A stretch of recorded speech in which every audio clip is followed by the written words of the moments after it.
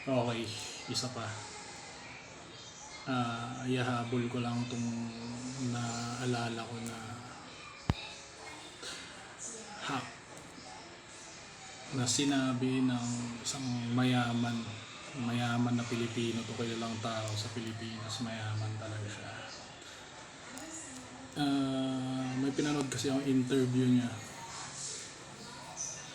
tapos tinanong siya dun sa interview kung ano daw sikreto sa pagyaman.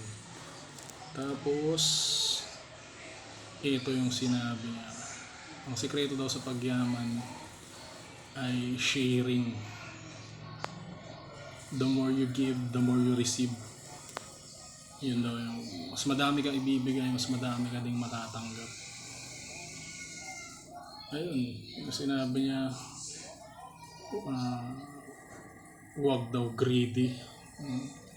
Sa Tagalog, hindi ako nagkamali, huwag maging sakim, ganun, kasi yun din daw yung magpapabagsak sa tao, yung pagiging sakim. Basta yun ang sabi niyang sikreto sa pagyaman, sharing mga tol. Pero syempre hindi madaling gawin yun, pero yun yung sinabi niyang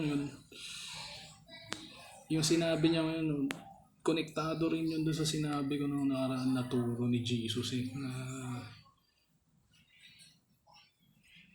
gawin natin sa iba yung gusto natin na gawin din sa atin ng iba. Yung yung turo niya na kung ano yung gawin natin sa iba, yun din yung gagawin sa atin ng Diyos. Yung konektado yun doon. Siyempre payamanin mo, bigyan mo ng, kung iisipin, kung bibigyan mo ng mas madami yung tao, siyempre gagawin ng Diyos, bibigyan niya din ng mas madami kung sino mang mas madaming magbigay. It's better to give nga daw than to receive.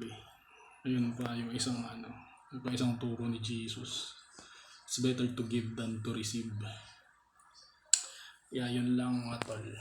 Hinahabol ko lang kasi